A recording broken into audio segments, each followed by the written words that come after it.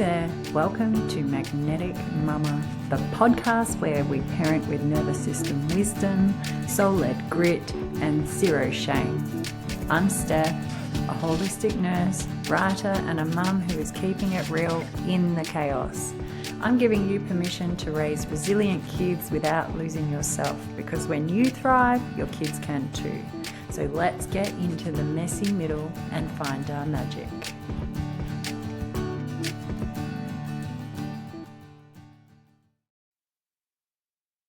Friendship drama. Parents with teens or tweens have definitely been there. Mum, she won't talk to me. And then you ask, so what happened? Nothing. Everything. And you can feel her pain or their pain and the emotional storm brewing down in every way. Slammed doors, muffled sobs, chat, mayhem. So we're going to talk about that today and more. Welcome, beautiful humans, to Magnetic Mama, where science and soul and a dash of Aussie realness navigating the messy middle of parenting and growing. I'm Steph, nurse, mum, and perpetual student of the teenage nervous system.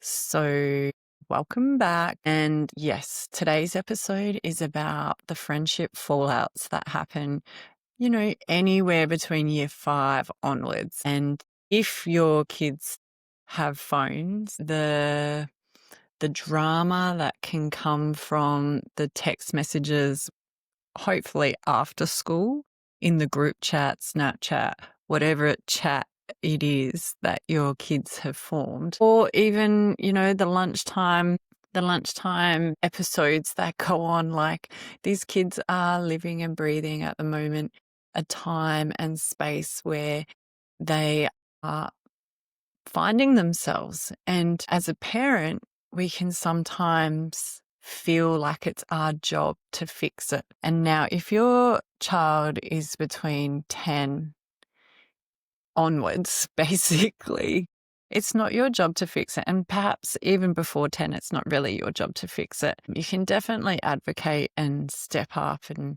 what have you, but it's not really your job to fix it, because in doing that, you're actually disempowering them to work it out themselves. And we're going to explain. We're going to explore that a little bit more and look at some of the neuroscience and some of the, ancient wisdom that talks about teenagers and the rites to passage, and evolving from that little kid to the, emerging young person and growing into a young adult. So whilst it can feel really... Sorry, I've got my dog here and she just decided. So it's been an interesting day. I went to record and the neighbours are mowing their lawns. And now my dog's decided that she needs me to pat her while I'm talking. Anyway, as I digress, it can feel like it's your job to, we get mama bear instincts. We want to protect. We want to make sure our kids are safe, and we want them, it's really, really hard to watch them suffer and feel left out or feel like they're being excluded. And, I'm really challenging you as a parent to just choose a different path if that is your go-to, or if, you want to talk to the other parents about what's going on to try and solve it for them, or you want to call the school and email the teacher and give them what for and, stand up for your kid because it couldn't possibly be your kid, or you feel it's unjust, or you feel whatever. Like, there's 100 million different scenarios, and I'm sure each one of you have been through something of that nature. But I just want to untangle the truth. And it's a bit hard to hear if you are a person who likes to fix things for your kids, or you can't really helicopter and find it hard to step back and let things happen, let the drama unfold. But I want to let you know that it's not actually a bad thing. And the drama that's happening with your child isn't actually the problem. It's the curriculum. This is where our teens learn how to navigate the difference. The difference in themselves, the difference in their friendships. They learn how to self-soothe after rejection. They learn how to choose relationships that actually match their values. It's emotional, it's messy, but it's rich and absolutely necessary for growth. And every rupture they have is a rehearsal for them working out who they are. And it's not our job to rescue them. We're the soil. We hold them steady. We give them the nourishment to grow new roots and deeper roots and stronger roots. So sometimes the best thing to say is not much at all. Maybe that sounds really painful, and just take a big deep breath and let it be silent. And that silence just kind of creates this space for whatever needs to surface. And that's where you get the opportunity to co-regulate or demonstrate how to regulate. And it's not really in a way of words, but more in the way that you're present. Now she's licking her feet. Oh my gosh. So I would call this era where your teenagers are evolving as a rearrangement. And, you know, different cultures have different ways. Excuse me, Vita, hop down. Sorry. Every culture has a way of naming what they call adolescence. So I found that the Yolngu people of the NT in the Northern Territory of Australia, they describe this season of rearrangement as a time when the body, spirit, and community all shift into a new balance. And for some people of the Māori mob, the Wakapapa reminds us, each person, that identity isn't something we own, it's something we carry through our relationships to land and lineage. And then there's the Dardiri, shared by Elder Miriam Rose Ungamara Borman. The art of deep listening. Oh, it's so powerful. Listening to self, listening to country, listening to the silence. And when we listen deeply in this way, without rushing, without rescuing or reacting, we actually allow identity to unfold naturally. And the Indigenous group that I sit in the Path of Ish, One Who Catches Lightning, tells us that, you know, when you watch the branch of a fern unfurl so it can rise up and be a whole branch, it unfurls. It's kind of the same thing with teenagers. They're just, you know, like they're unfurling. Babies, when they come out, they kind of like all scrunched up and take a few weeks to sort of not be so all squished up like they were in their womb. And they're unfurling. So it's kind of like the next layer where your young people are growing a new branch and it's unfurling. And this helps them create what kind of plant, tree, human they want to be. And when we look at nature, nature doesn't demand certainty from a seed. It just kind of provides space, sunlight, and a rhythm. And that's kind of exactly what our teens need as well. So look to nature at times when you're feeling a bit confused or overwhelmed with your teenager and their relationship issues. It's, you know, sitting quietly and being with nature is always a good opportunity to listen deeply, practice listening deeply, and take that back to the space with your young person. So when we look at science, we can see that it also agrees with the elders and that adolescence isn't a time of brokenness, but it's kind of like a natural renovation project. God, I've done so many renovations. It's painful. And so is teenage years. Well, I mean, it can be because, you know, like it's chaotic. you don't know I never know who's coming and going. And sometimes when you choose something, you're not sure if it's actually going to match what you've created.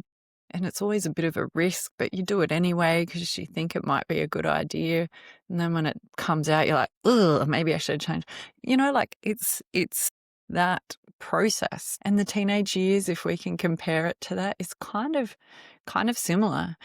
And, during these years, their neural pathways are being pruned and rewired, especially those linked to emotion and decision making. So Alan Shaw, I'll put the links in the show notes, found that boys tend to have higher cortisol reactivity. So they stress fast and then that lingers longer. Whereas Chowdhury, in their research, showed how culture shapes the wiring. Boys are encouraged towards autonomy and girls are encouraged to build connection. But across all brains, males, females, and gender diverse, one thing is universal: the environment. So the adolescent brain learns regulation, not through control or helicopter parenting or fixing or doing everything for them or trying to save them, but through the relationships, just like the natural ecosystems that exist in your gardens or in your farmyards or out in nature.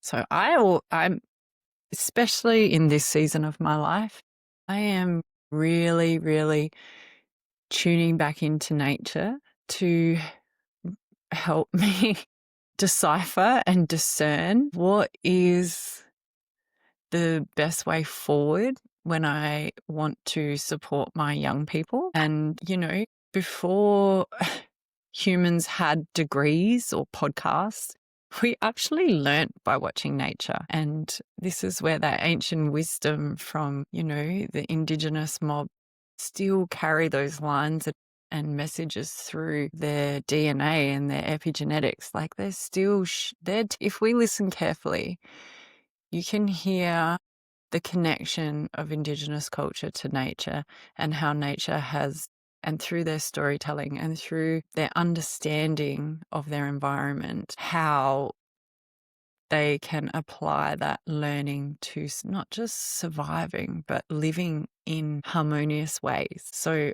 I find that fascinating. And so this last few years, I've really been looking back to nature and listening to the ancestors and the Indigenous mob of who still have that connection to nature in a way that I think modern society is slowly moving more and more away from. I try and bring that back into my daily practice so that, and it's not perfect. Let's be real, nothing is perfect in my world, and there is no hiding that. But at the same time, I do think that I am quite resourceful as a parent and willing to sit and listen. Still could always be better, but I think what I'm getting better at each day as my kids get a bit older and move more deeper into these teen emotions and scenarios. And I kind of am expecting the worst, to be honest, because I was a bit of a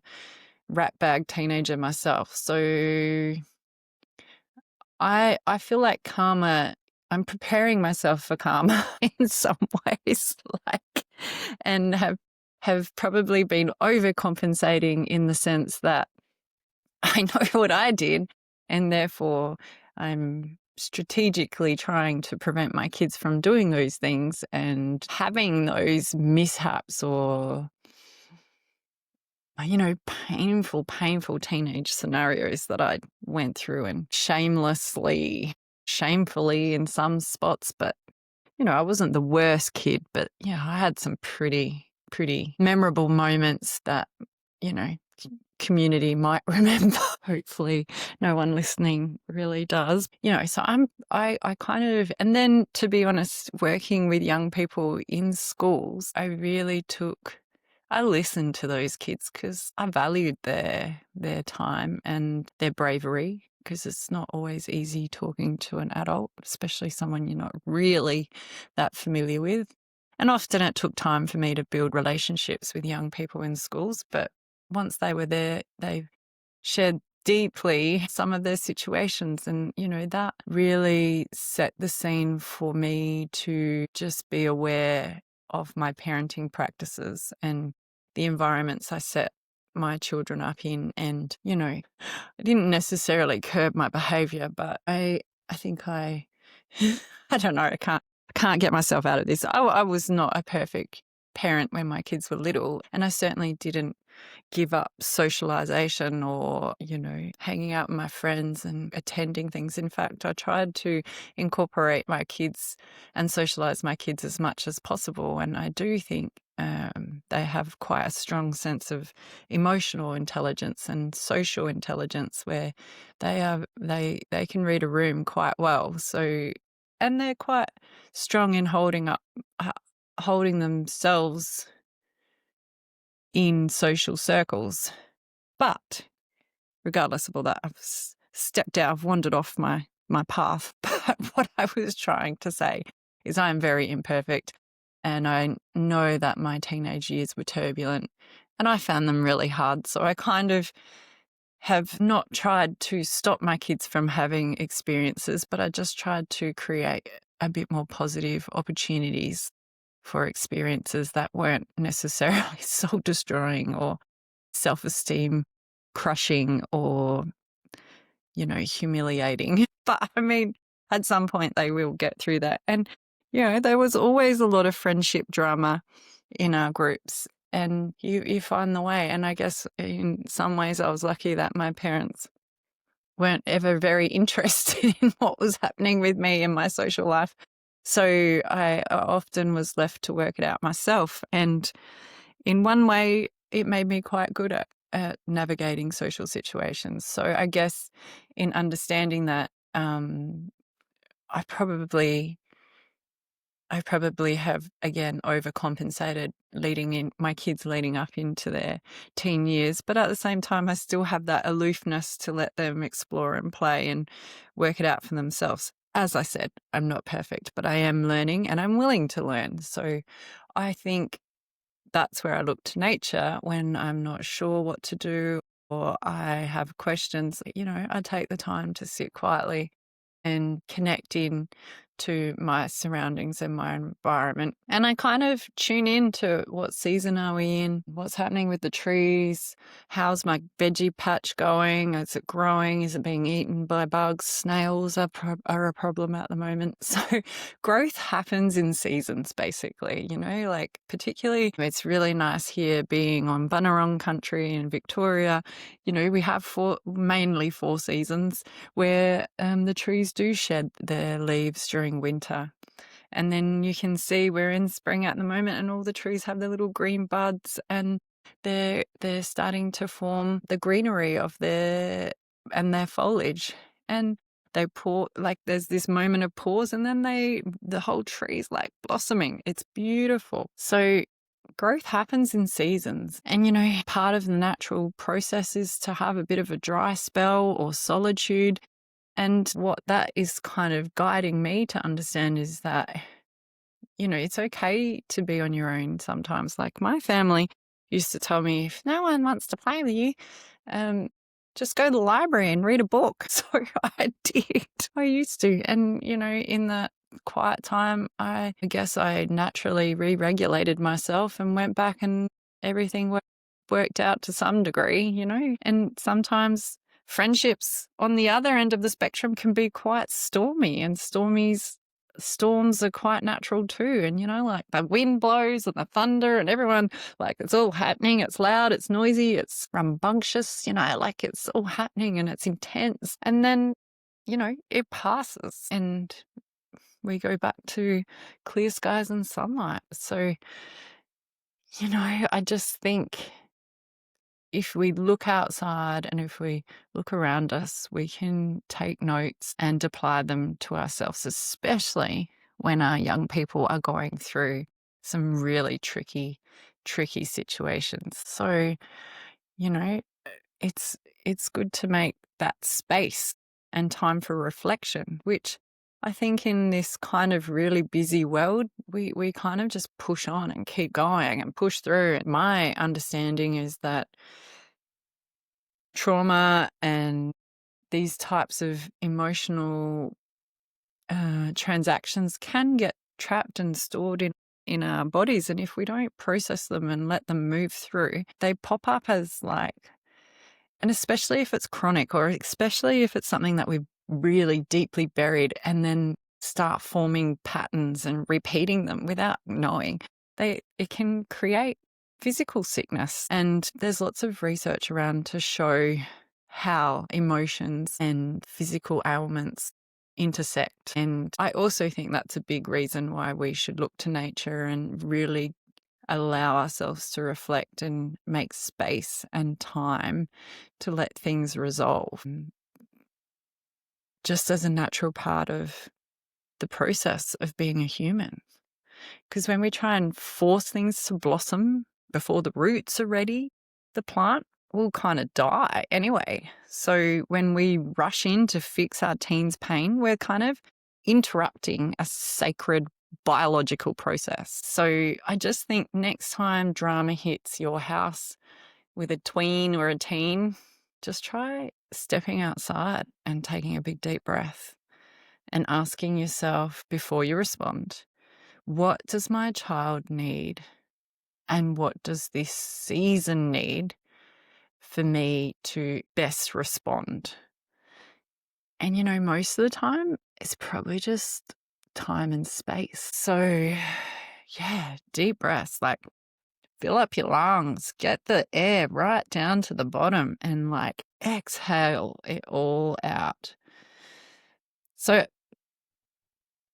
where I think things get even more fascinating, and I'm a massive nerd, so, I look for this stuff, but science now speaks a language that elders and ancient philosophies like Buddhism already know. So, and that's experiences, just like what I was saying before, but I said emotions, but experiences shape biology. And there were studies done by Raffington, Yehuda, and Peckham that show how stress and trauma can literally change DNA expression. Now, I don't know if anyone's done much reading around epigenetics, but if I find that research up, I will pop it down in the show notes. But basically, the research around Holocaust survivors and the DNA being passed down and the trauma that those people who were experiencing those extreme conditions and their reactions and their behaviors and their cycles were then passed down to the next generation in their DNA, and it could be traced. What are they calling it? Ancestral trauma is in your DNA. So that, to me, and it's now scientifically evidenced. So how connection and safety can rewire it back is the question. How do you create an environment for your DNA and genes to express what they've been holding from your ancestors in a way that is now relevant to this time and place? I know it's super nerdy.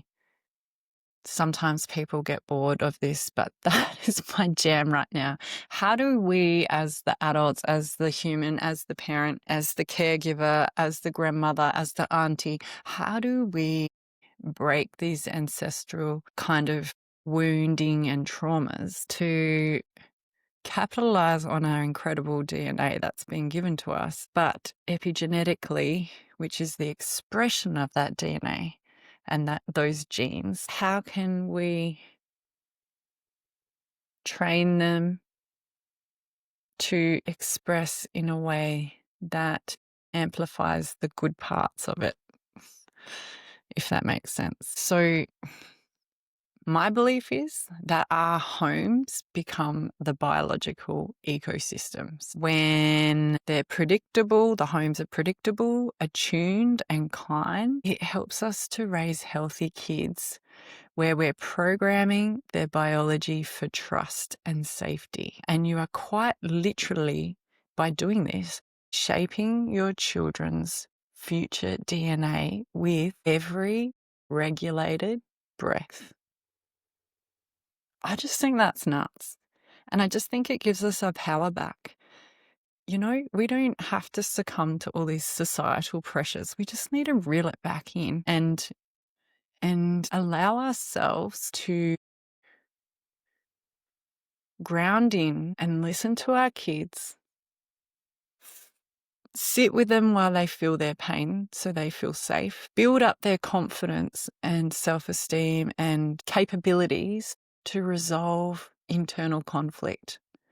And if we do that in a home while they're in a safe environment enough, when they've grown their big wings and they're ready to fly from the nest, when something hits them and gets in their way, they have these tools that you've sat with them that they can fall back on and do themselves as adults.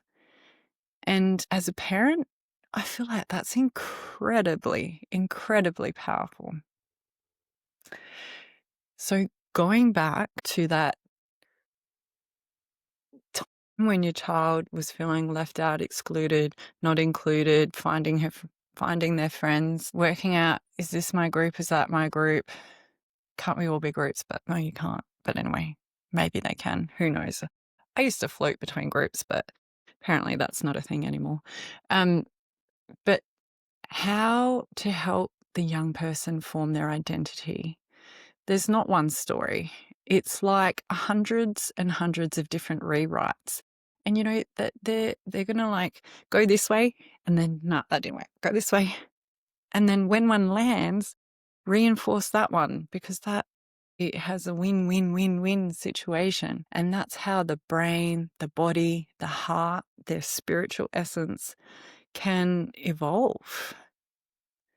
So I've in the research and some of the reading I've been curating together. Is about, let me see, I've got about 5 different domains, okay? So I'm just going to quickly go through them and look at how different groups of kids, mainly by sex, but I'm just going to read this out and we'll see how it goes, okay? So the first category or domain is stress regulation. So the research suggests that for boys, stress regulation is quick cortisol spikes, right? But for girls, better emotion labeling. And for those kids that are gender diverse, more stress from misgendering. Okay.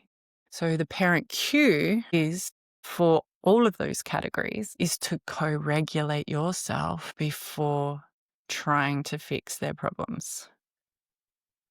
So connection before correction. Okay. So the next domain is identity drive. So boys seek mastery, girls seek belonging, and the gender diverse teens just seek authenticity. And what you can do as a parent is balance freedom and affirmation. Okay? So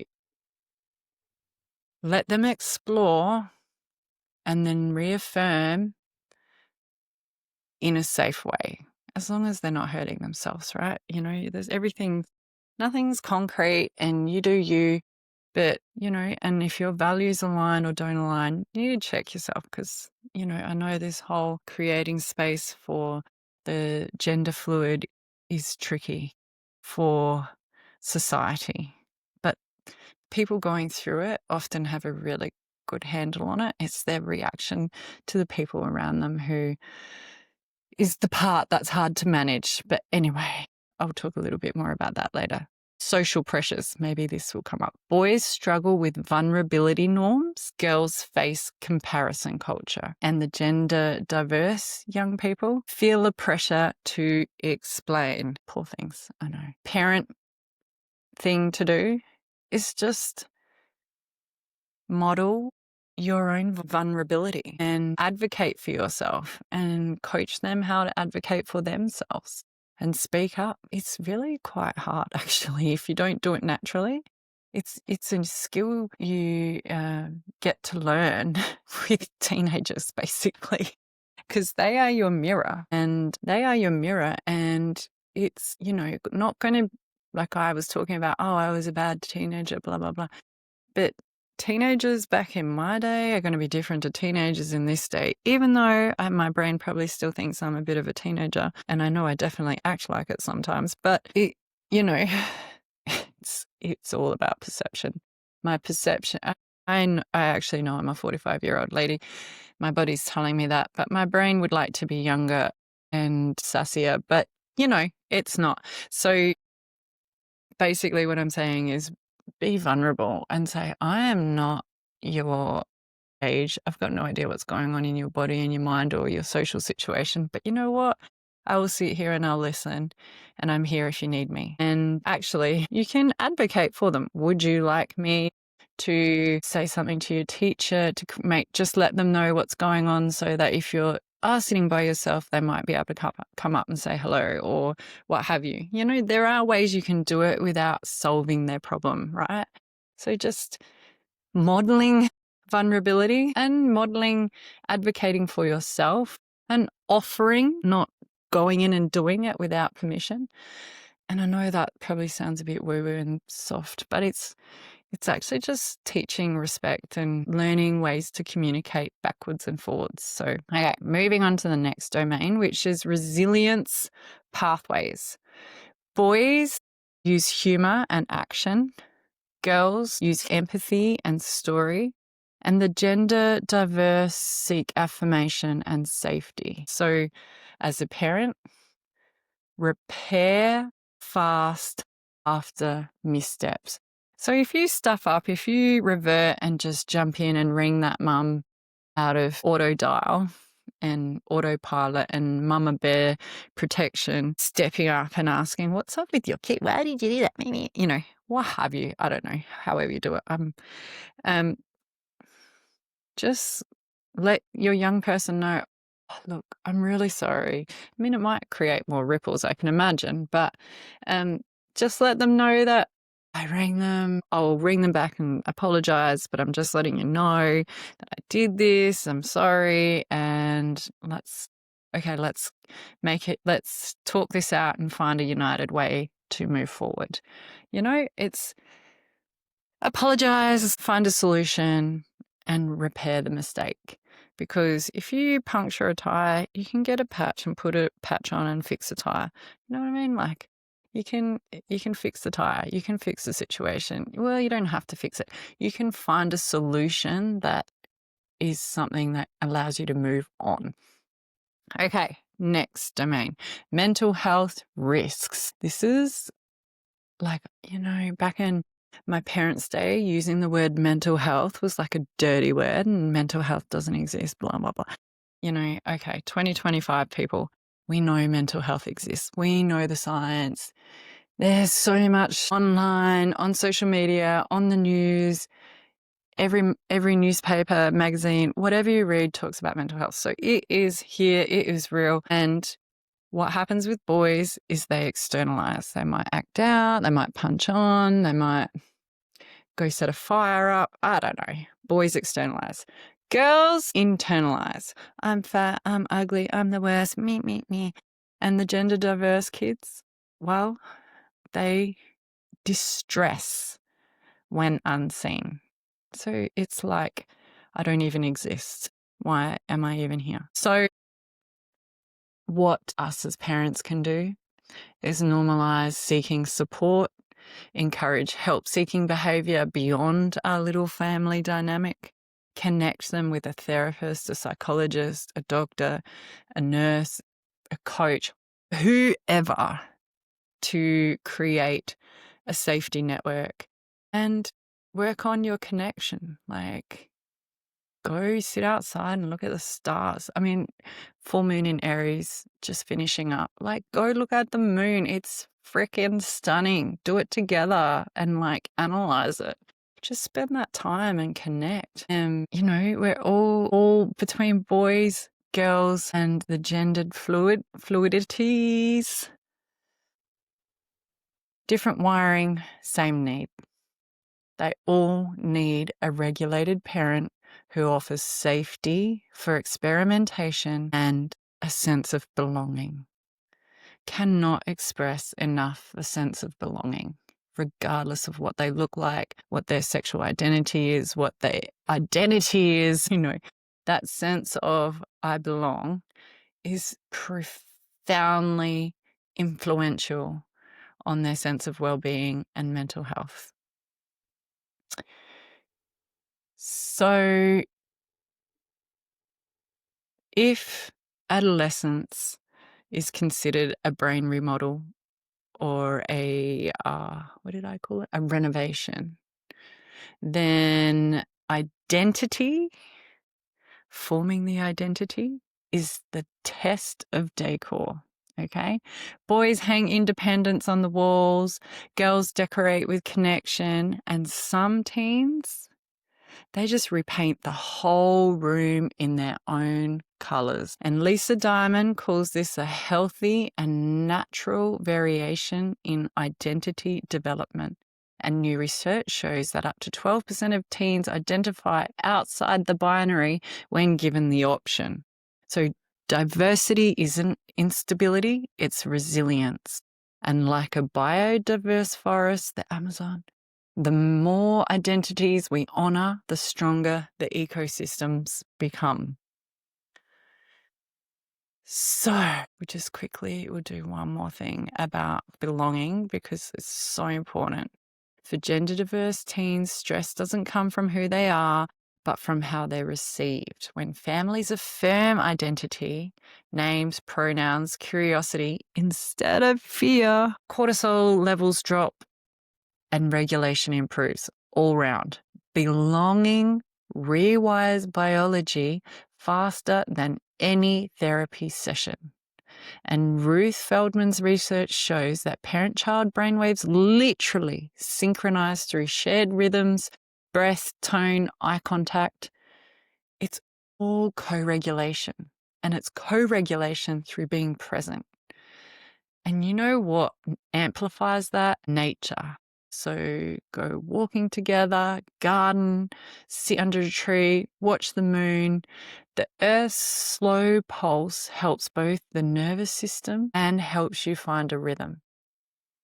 Again, if you want to.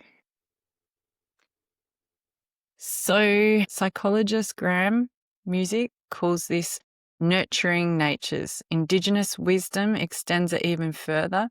We regulate not alone, but in relation to all our kin, human, animal, elemental. So cooking, swimming, stargazing, these things aren't just bonding activities. They're nervous system medicine. Co-regulation through nature. You belong to something bigger than your own mind, and you belong to life. And that is the medicine that you need to share with yourself and your young people. So 5 ways you can ground in to co-regulate, which would be, first of all, before you jump in and try and fix, take that time to breathe and regulate and do the same, create the same space with your young person and just allow that space to be without flying off the handle and exacerbating the current situation. Name the feeling, not the label. This feels uncomfortable. Not, what a little brat, you know, that's so mean, they should never have done that, you know, that sounds uncomfortable. Number 3, let nature hold the tension. sit outside, take a deep breath, and just be. I know it sounds woo-woo, but it's actually not. And as humans, that was our normal, and it's only recently that we don't do those things. So, number 4, repair the rupture quickly and compassionately. Be honest. Oh, I messed up. I'm really sorry I did that. Should we find a way to move forward? Like, oh, I did this stupid thing. Maybe I'm really sorry. I wasn't thinking. I was in a rush. Don't make excuses. You can make excuses, but be real about it. Like, you don't make up bullshit excuses. Like, be legit. And that's that vulnerability piece. Like, shit, oh, man, I was having a silly adult moment. I just totally forgot. I went into mama bear protection mode and I just, and apologize. You're coaching them how to be good humans in a way that's respectful and compassionate and empathetic, but not pushovers who just roll over and let people walk over. It's that balance. And stay curious. Number 5, stay curious and communal and connected. And, it's okay to sort of ask yourself, who am I becoming as a parent of a teen or tween? And then, question your young person. What kind of person do you want to be? Like, how do you want to be in this situation? And if they want to be a little brat, let them be a little brat. They'll learn their lesson quick enough. The other kids will pull them into line. Do you know what I mean? Like, just allow that space to happen.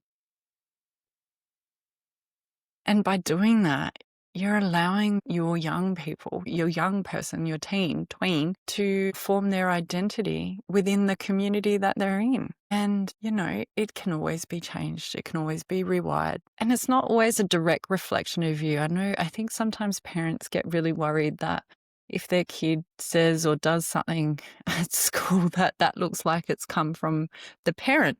Sometimes it has, right? And sometimes the home environment does fall out on the school grounds. But you know what? That too is a mirror, and, we can all adjust. Nothing is right or wrong, and we are all able to exist in this space. And it's just a part of the process of being a human. So parenting through adolescence is an act of remembering that confusion is sacred and that growth takes time. And control is the opposite of connections.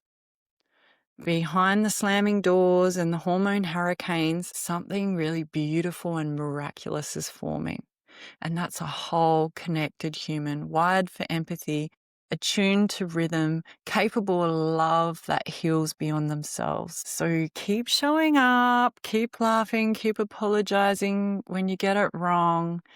Just remember, you're not meant to be perfect as a parent, but if you're present, it can just change the game, because adolescence isn't a crisis to survive. It's an initiation for them and for you.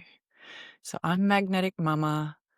I hope you found something a little bit intriguing in this episode, and I look forward to seeing you in the next one.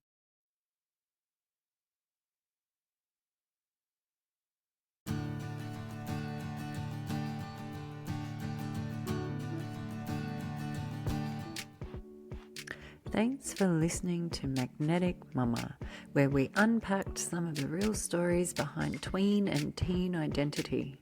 So if this episode helped you see your child and yourself with more compassion, share it with another parent and subscribe for more conversations on parenting authentically while living a life you love.